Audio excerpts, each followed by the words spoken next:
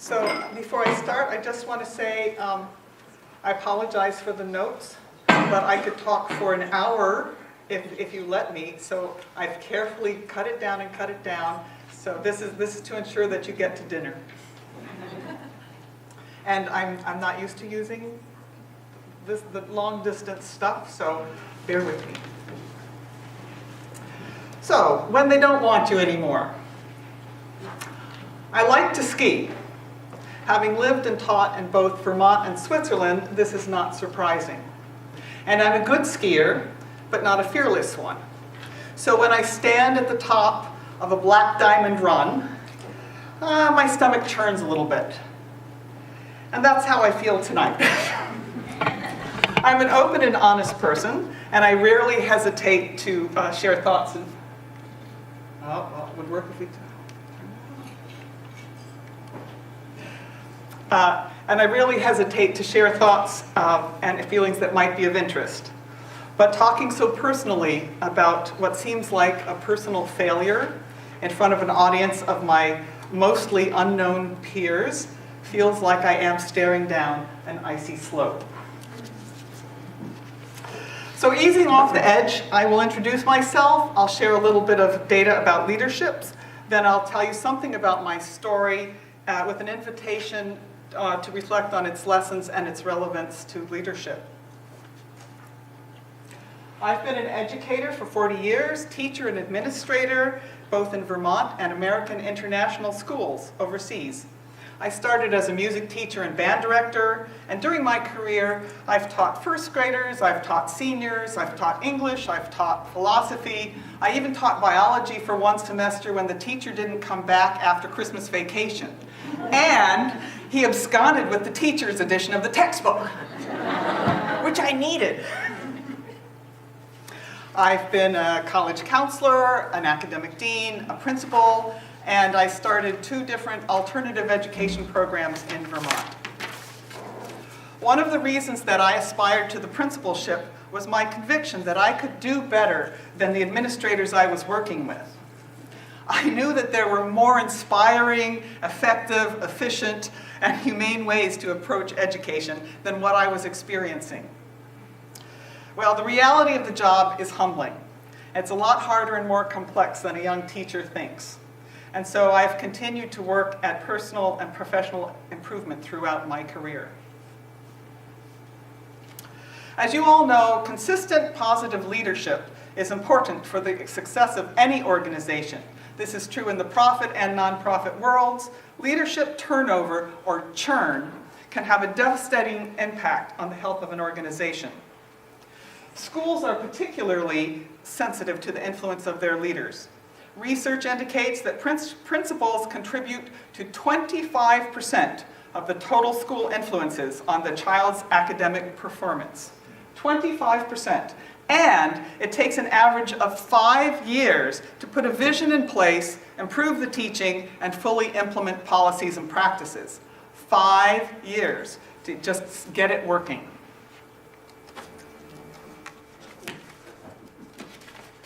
Unfortunately, relatively few schools benefit from this consistency of leadership. 25% of the country's principals leave their schools each year. 25%. 50% of new principals quit during their third year. And up to a quarter of Vermont principals leave their jobs each year.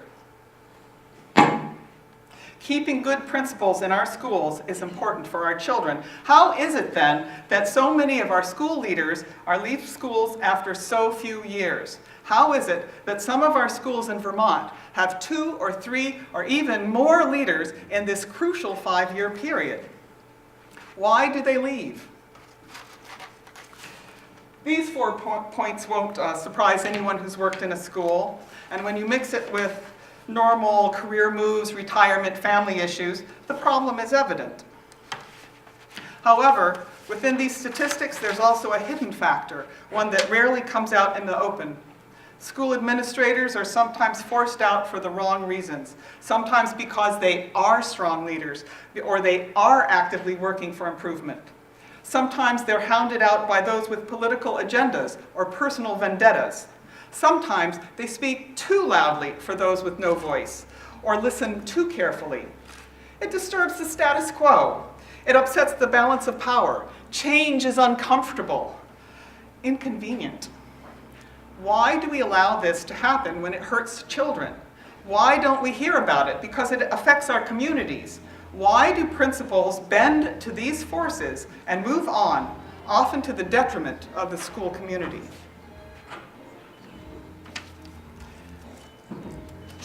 I'm not a perfect principal. I have faults. I make mistakes. Sometimes I'm even wrong. Maybe more often than I believe. But I'm a good principal, and any school would do well to have me.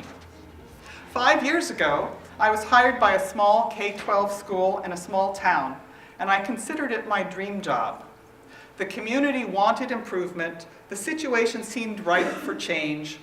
I felt my leadership skills were maturing, and I was in the middle of my VSLP program.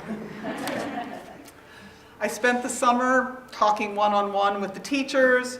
I started the year working for Student Voice, and together we changed the hat and cell phone rules. I reached out to parents.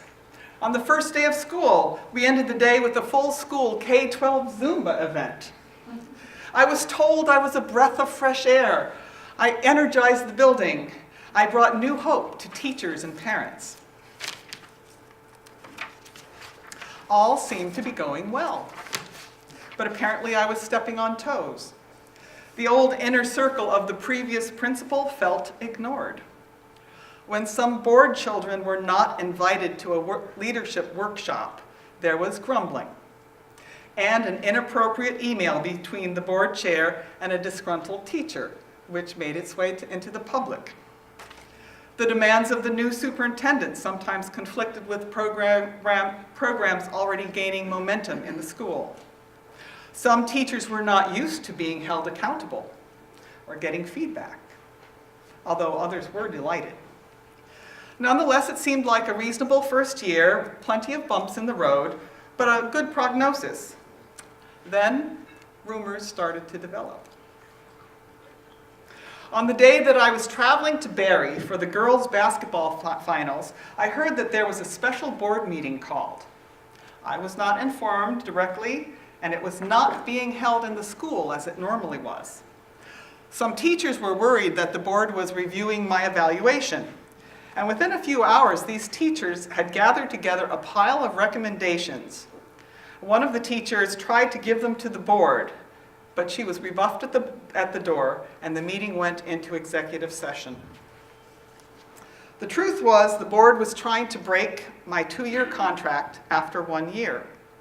This did not sit well with parents and most of the teachers. There were more letters.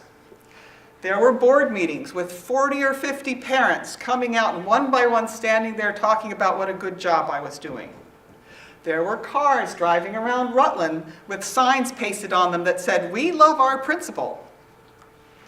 28 parents joined a lawsuit suing the board for violation of open meeting law at that March meeting.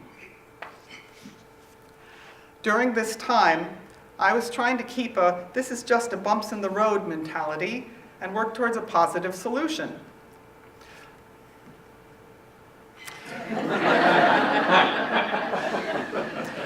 I realized that I had been naive about board policies, and I needed to reassess some of my perceptions. I agreed to an improvement plan, and I worked to calm parents and reassure teachers that we would get through this together. However, multiple hurdles were set in my way. The expectations stated at one meeting would change at the next. I was pressured to admit incompetence. And when I did share reflections with humility, it was used against me. It became apparent that the board chair and vice chair had no intention of allowing an improvement plan to take place. The superintendent switched from mentoring to bullying. There was manipulation, there was bullying, betrayal. The bumps in the road eventually became washouts. The board stopped trying to break the contract mainly because of the parent lawsuit. Instead, they decided to fire me for cause. I appealed. We went through 4 long nights with multiple witnesses, which the board refused to make public, before I was fired for cause, the cause being a somewhat murky case of insubordination. The dissenting opinion, by the way, is worth reading, and not just because it was written by the only woman on the board. I appealed the board's decision and lost. I then appealed that decision to the Vermont Supreme Court and eventually lost there as well. It seems that the law supports the status quo, and board members, as non-professional public servants, are not required to make good decisions.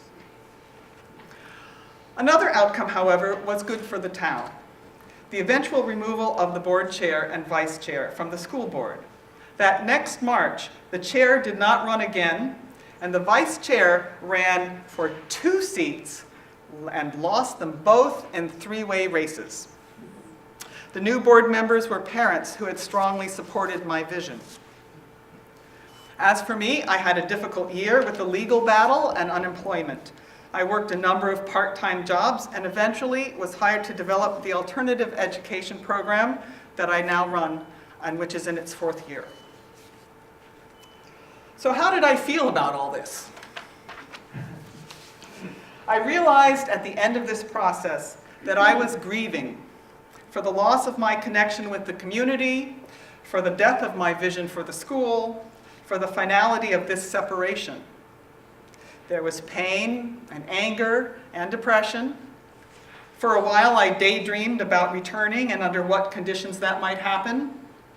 I was sure we would resolve it. How could there be a negative ending to so much positive support? And eventually, I saw a counselor to help me process it all. Throughout the ordeal, when working with board, teachers, parents, or students, I was constantly assessing myself and measuring myself against high standards of leadership and integrity. I was determined to keep to the high road and handle all issues with grace and dignity, be honest and respectful, and avoid saying negative comments that could derail the problem solving, much as I thought them. I tried to keep the school functioning smoothly. I described the issues as bumps in the road and spoke optimistically about working together for improvement. And I accepted that improvement plan and was happy to have a mentor assigned. However, it turned out it was not a sincere plan, and the vice chairman vetoed it in the end and even tried to turn my honest reflection into an admission of guilt. In the end, my actions meant I would not be a principal again. Although I was a finalist for 2 principalships because of personal recommendations, most superintendents will not look at my file. I'm seen as a risk. I was unemployed or underemployed for a year. I took a financial hit from the job loss as well as legal fees. And I felt so strongly about the injustice of this whole process that it seemed important to fight it. Not everyone can afford to fight to right a wrong. It seems like this is a problem for our justice system because people can't afford to pay for justice. And the justice system is slow. People's lives are ruined while waiting for decisions. Children's education were hurt by the system's indifference to these actions. Overall, I feel an overwhelming sadness that the children of this community did not get the improved educational experience they deserved due to the actions of a few small-minded, vengeful people. And I could go into detail about that because I'm looking at what they got after I left. I feel that my years of leadership training and experience and my commitment to education are being underutilized, even wasted. I have so much to contribute, but that contribution has been limited. Much as I love what I do now with alternative education, and I do love it, I feel that I had more opportunity to have an impact on more lives before. I've come through this experience in good shape, but I have scars. I'm not spouting platitudes about it's all for the best or when given lemons, make lemonade. There may be silver linings, but there's still a residue from this experience. They say that even with acceptance, the grieving does not disappear. However, if I had to do it over again, I would still rather trust in the goodness of the people around me than look for conspiracies and pettiness. If I was naive politically and too trusting of colleagues and supervisors, I prefer that to being cynical and power hungry. Why does this matter? On a political and policy level, good leadership needs to be protected and encouraged. Can a union help? If I were a teacher, I would still be there. Will consolidation help by taking the school administrators into a larger pool? Maybe. Maybe it will just shift the power. These questions need attention. On a personal level, why does this matter on a personal leadership level? There are questions I ask you to contemplate this evening. Thinking about them now may help you make difficult decisions about your leadership in the future. What are you willing to say or do to keep your job? How would you respond to political or personal vendettas? Are you willing to speak up in the face of injustice? Are you willing to support decisions and programs that you feel are misguided, even unethical or harmful? And what would happen to your home and family if you lost your position unexpectedly? Leadership is risky. As I said a few minutes ago, I like to ski. I train for it physically, I dress for the weather, I wear a helmet. I know my limitations, even as I strive to improve. But skiing is a dangerous sport. There are risks. There are things that are out of my control, from an invisible patch of ice to a wild skier behind me. As a leader or as a skier, I control what I can with purpose and understanding, and I am willing to take that risk of what I cannot control because the end result is exhilarating, and in the case of education, so important. So I wish you all good skiing in your leadership. Thank you.